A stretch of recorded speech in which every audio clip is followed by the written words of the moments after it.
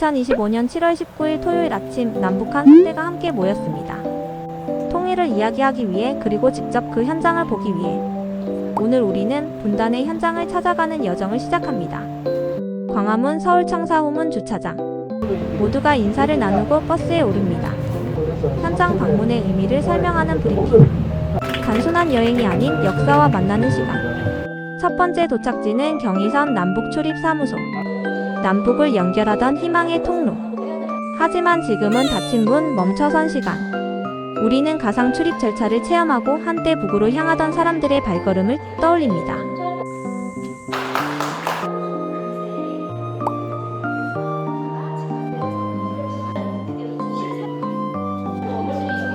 도라산역 남쪽의 마지막 역이자 북쪽으로 가는 첫 번째 역 간절한 염원을 담은 문구가 조용히 가슴을 울립니다. 언젠가 이 역에 다시 북한행 열차가 멈춰서기를 바라는 마음 도라산에서 우리는 통일을 향한 희망을 봅니다. 오후 6.25 납북자 기념관으로 이동합니다. 전쟁 속 강제로 끌려간 사람들 10만 명에 가까운 민간인들이 가족 곁으로 돌아오지 못했습니다. 북한은 지금까지도 납북자는 없다고 말합니다. 하지만 그 아픔은 지금도 계속되고 있습니다. 우리는 그들의 이름을 기억하고 침묵의 눈물을 느낍니다. I got to participate in this tour through North Korea, South Korea camp, and I got to know Won Sen-nim, and through her I got to know about this camp and tour, and that's how I came. I'm very much interested in South Korean, North Korean politics and how the countries evolved into now and the history of Korean Peninsula. So it's very different that how I come from a very peaceful land and here everyone has a story to share. So it's very different. It's not peaceful obviously, but it's curiosity, but at the same time respect. And I think it's more like going into history through present. As a foreigner, I don't think I can understand the pain of people who have been through the painful history of Korea, but I do think that people who have their family in either part of Korea, they should reunite, because even though I'm a foreigner in Korea, I do hope to meet my family when I graduate. So I know I can go back to my home, but still, for people who do not have that luxury or choice, I think there is a need to reunite or unify the Koreas. So that's what I think as a foreigner. Also, I wanted to share that when you are going on a DMZ tour anywhere, please carry your ID. Please do not forget that. Otherwise, you won't be allowed. So please carry your Korean ID. And if you're a foreigner, just carry your passport. It's mandatory. So yeah, I hope if you come to Korea, you visit these DMZ tours and hope for the peace. Before coming to Korea, I majored in Korean studies back in India. So I've always been intrigued by the history of Korean Peninsula. Things that I'd studied in the books, I was able to experience it real time. The fact that we could go to a station that would go to Pyeongchang if there was no division was something that was worth remembering. And yes, that's it. So right now I'm studying language in SNU. As we did this chapter on North-South division, and as we were studying that chapter, I just wondered how painful it must be for a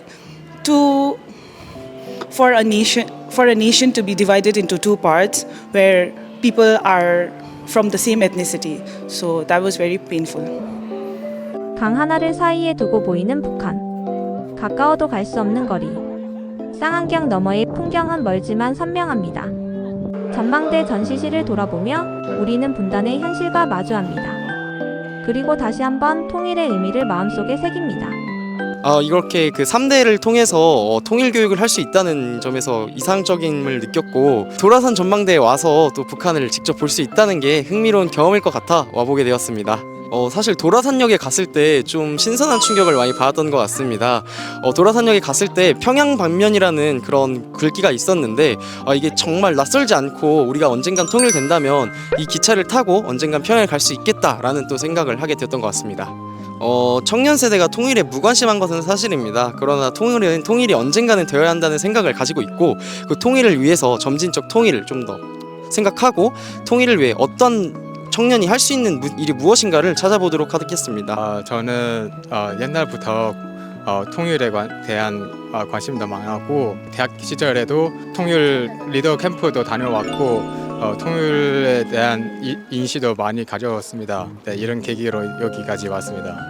이제 한국 땅도 넓고 이제 북한까지 확대되면 얼마나 큰지 기대가 됩니다.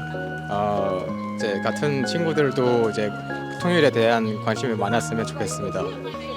아무래도 통일이라고 이제 떠들고 이제 이런 이야기를 많이 하면 좋겠습니다. 남북 주민 3세대 통일 이야기는 남한에 와 있는 북한 주민들과 남한 주민들이 세대를 초월해서 서로 이해하고 화합하고 통합하기 위해서 이번 스토리를 만들었습니다.